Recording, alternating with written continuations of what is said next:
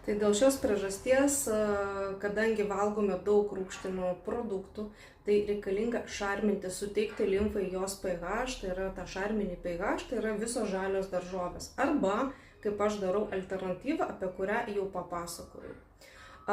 Tai kodėl mes tai darome? Dėl to, kad pH limfos, jeigu jinai šarminis, jinai padeda lengviau judėti, nes limfa ir taip jau sunkiai juda, jį sunku yra pakilti. Mums reikia tikrai daug judesio, kad tai padarytų. Dažniausiai sėdim, stovim, labai mažai judėjimo pas žmonės dabar yra. Na, aš nekalbu apie tos, kurie tikrai tikslingai sportuoja. Bet mityboje yra tos klaidos disbalanse ir ką tai duoda? Tai visų pirma, jeigu limfa tiršta, jei sunku judėti, tai reiškia kojos bus sunkios, kaupsis celiulitas.